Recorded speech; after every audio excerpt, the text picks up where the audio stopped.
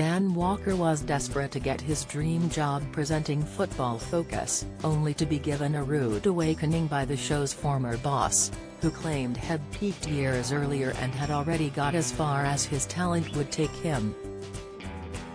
Despite getting the door slammed unceremoniously in his face, the 45-year-old persevered, and got the role anyway.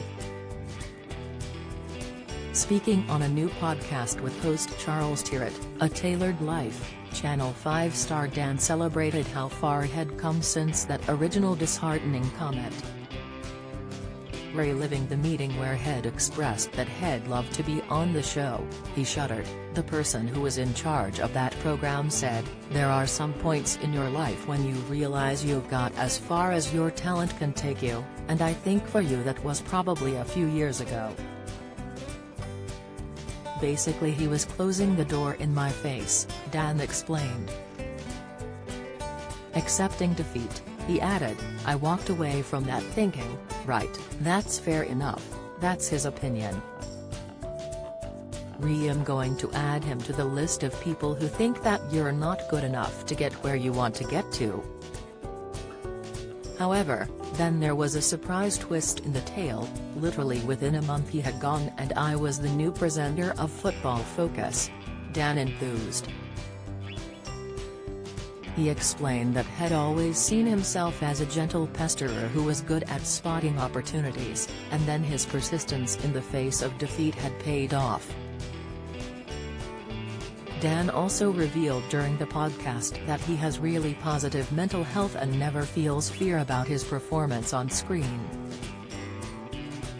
He added that his self-belief is rooted in confidence and not arrogance. "I'm not arrogant to think that I'm amazing and there's nothing I can't do," he reasoned.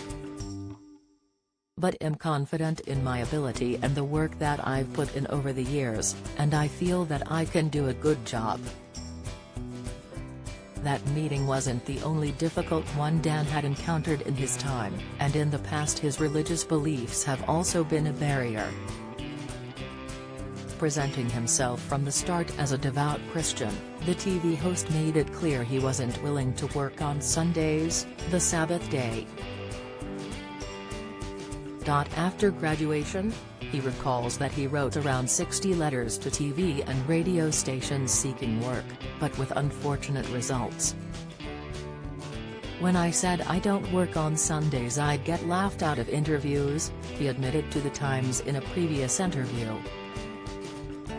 "And when I did get jobs, some people resented me because they couldn't work me out.